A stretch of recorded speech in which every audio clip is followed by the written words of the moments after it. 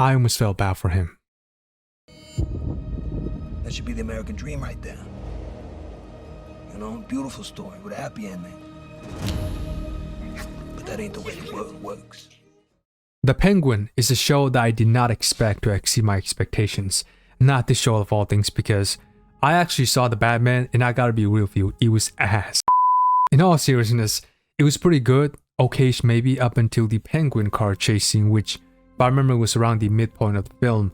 But that sequence was way too dark to even tell what was happening, right? It was supposed to be like a big action scene, but I could barely tell.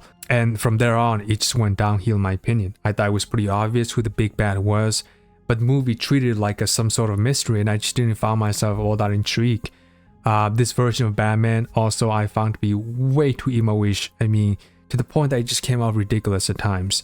The Riddler, right, the main villain, or at least the guy behind all of this, it was underwhelming to say the least. When he showed his face and started shouting, I straight up cringed. Like I was at a disbelief that this was supposed to be the person who orchestrated everything when it comes to plot twist. It was an odd choice.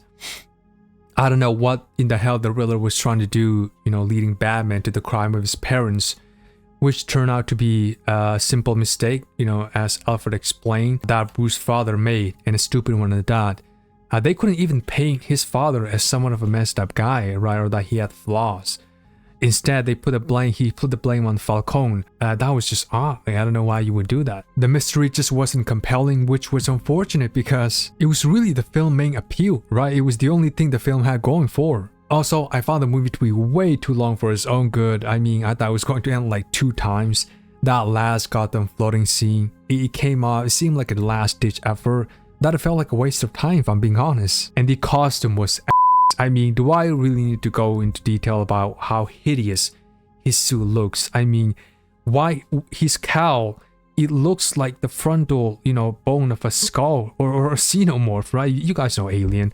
And also, why does he have a huge collar on his, you know, on his cape, right around his neck area?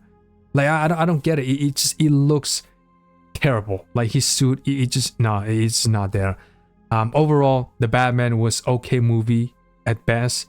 And I'm being pretty nice. I think it's something that I watched once, checked out halfway point, and probably never saw it again, forgotten it. But with that being said, that leads us to the Penguin. And the Penguin is a different class of writing quality. I'm not joking. This show essentially follows Oswald Cobb, who is, you know, well known as the Penguin in DC Universe, and his rise to power as Gotham's most notorious crime boss. Now, that's a premise you've probably heard a gazillion times, and you're wondering what makes this any different or special. And well, it isn't necessarily new per se, right? And I don't think a show needs to reinvent the wheel, right, to be good. It just simply needs a good care behind, you know, the writing department, you know, have a cohesive and consistent quality that clearly exposes the characters and the world they inhabit. And the Penguin, you know, it does exactly that, right? It's a good show because it's called The Penguin, it starts with him, and follows him thoroughly until the end. Any other character that gets introduced or has a screen time is in some way related to Oswald, or their lives are intertwined, right? It doesn't just show you how he come to amass power and resources in Gotham after the event of the Batman, but it also explores his inner psychosis, you know, his background, his past. He went pretty deep, you know, into his character. I think one of the initial characteristics of Oswald that allows people to, you know, allow the show to draw in people is his underdog narrative, right? He doesn't come from a well-known or wealthy family background. He doesn't have inheritance, right? Nobody really looks at him like he's anything more than just a henchman of a crime boss, right? I mean, the first episode starts with him killing the son of his former boss because he was being insulted and belittled at. So you already know he has like years of pent-up resentment and desire to prove himself, right? I think a lot of people can relate to that in some form. He's tired of being treated like a disposable lackey, right? But he hasn't had a lot of opportunities to do so. You see from flashback and even present days, how everyone around him just treats him like a replaceable servant with no real value other than to follow orders. There's a scene, right? I think it's sort of a flashback, but there's a scene in the show when he was still working as Sophia Falcone's driver. He goes inside a party mansion, right, to speak to her, tell her, you know, her father's looking for her. And she asks him, in sort of like a, I guess, a demeaning mannerism, right? Like what is it that he's doing inside, implying he should have been waiting out, right? Like, hey, why are you inside? And you can see in his subtle expression of feeling like he's degraded and demeaned, right? As if he isn't good enough to even enter that mansion. So I think that's really telling. You can certainly understand why he has no real love for his bosses and their children, because he really only has himself to rely on in the end. And from that lens, right, I think a lot of people can sympathize with him or even relate to that. To not have anything handed over to you or being spoon-fed, you have to pick yourself up and take whatever you can and whenever you can, to be on the same playing field as everyone else. It's a very grim yet realistic depiction of how hopeless life can be. For the first few episodes of the show, you can almost side with him and understand why he does the things he does. And I think it's from that perspective that at least the first half of the show rides on. So in that sense, you really felt inclined to stick around after the first episode to see where things go. Of course, it isn't just Oswald, right? A lot of other characters, side characters, are pretty well established in this depiction of Gotham City. Everyone has their individual motivation and thing going on.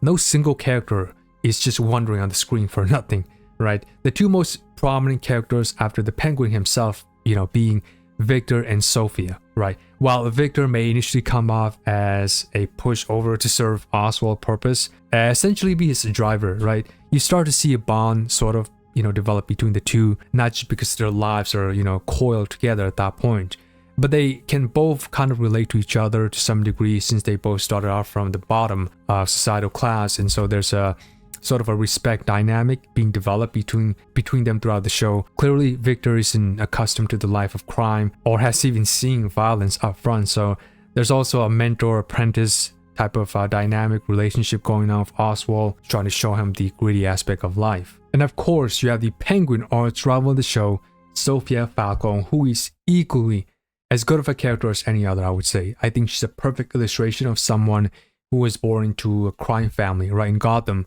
But she isn't inherently a bad person per se. Rather, she becomes the victim, or at the very least, as she faced the consequences of the choices made by the people in her social circle, especially her family and even Oswald. Now, that's not to say she's a good person, because she certainly wasn't, at the very least, when she was still with her father.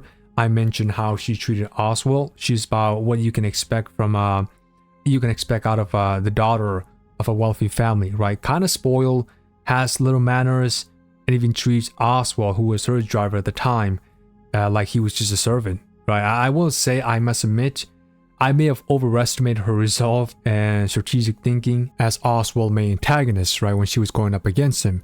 She was the last person I expected to continuously fall into traps set by Oswald and even the other gangs, right, especially if you look at the finale. But honestly, when you look back at her upbringing, her past history of being misled, framed by her father and Oswald, right, she was framed as the person behind the murder of several women. I don't think she ever really wanted any of this, right? She's about probably as normal as you can get in terms of sanity along with Victor in the whole show. I mean, she was pretty much ready to leave everything behind to start a new life. So maybe her head was never truly in the game, since she has no real desire to inherit or continue her family legacy. Now, I think what made the Penguin get progressively better as the series went on is that you start to question the sanity of the Penguin or Oswald Cobb. You get to unravel his past and the way he was brought up by his mother, right? When you see him constantly snitching on others and lying to get himself ahead, you start to realize that regardless of where he came from, right, and how he was treated, ultimately, this dude is in it only for himself and what benefits him. But between understanding his motive and how far he's willing to go to achieve his end, you're caught sort of in the middle of whether or not you will want to root for him. But all of that changes from episode 7. When you see what he did to his brothers just because he was feeling envious of the way his mother treated them, or that she was giving them as much love as she did with him, that wasn't enough. He wanted her all to himself. Quite the mommy boy, wouldn't you say? But locking them inside the sewer, knowing very well that the drain would drown them eventually, is sick. Like, you see his reaction after hours and even the whole night with heavy rain passing. This fat has no remorse. He has no expression whatsoever. He's stone cold heartless. I mean, come on, look at his face. Dude feels nothing. All he cares about is himself and the fact that he wants his mother, like all to himself. Right, from there on, I think it becomes very clear. The show starts to truly remind you that you're watching one of God the most infamous gangster in DC history, and not someone you want to vouch for. And interestingly, as Oswald's story takes a dark twist, Sophia, on the other hand, is humanized. She starts to see the side effects of her family legacy and how tainted it is. Like I said in the beginning, she has no problem burning everything down and leaving her for a new life. A part of me wonder if she would have forgiven Oswald had he not betrayed her trust, even if she found out that he was the one who killed her brother. Because frankly, she of all people grown up in a crime-infested family would understand, right, at that point in the show, after, being released, that even her own brother may have been a complete which was why he was shot, right? It's a thought, if I'm being honest, that keeps lingering. As the final few minutes of the Penguin plays out, everything seemed to be going great for Oswald and Victor as they build their empire on the corrupted city. And then this son of a back Oswald cop lead towards Victor and just start choking him to death. And there is rarely a moment, right, in most films and series that I can't someone foresee, right, based on the pre-established. But nowhere on my list, right, nowhere in my imagination, I couldn't even fathom was this even hinted, right? Never in a million years did I think, okay, well, so I knew Victor could have died in the finale, but not by Oswald, bro, not by Miles, not in the slightest. So to see this happen, I mean, I would say it's literally the definition of subverting expectation. This and the ending of him leaving his mother in some, I don't know what the hell happened, but I believe she was like in some sort of a state of stroke, but I thought she was like lifeless. She looked lifeless. I mean, she might as well be essentially dead. But the finale basically establishes Oswald, right, in this depiction of Gotham City as the Penguin as we know him. Right, he's a nasty, lying, greedy mob boss in an oppressive, dark, hopeless city that is Gotham.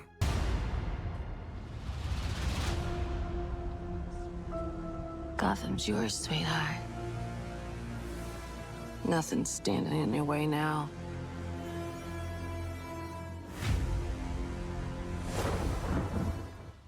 Alright, that should sum up my thoughts on the Penguin. This show was really great, and I say that's an understatement. I of course strongly recommend you give this a watch if you haven't. Now I heard there will be the Batman 2, and while I'm not really excited for this version of the Batman, but if this quality of writing, right, that we see in the Penguin gets transferred over to the sequel, then I may definitely give it a shot. Right, or maybe the Penguin will stand out as a gem among this the current DC universe. But regardless, anyway, let me know what you guys think of the Penguin. What was a shocking moment for you, right, in this show? Leave your thoughts. I love to hear them. But until then, catch you later.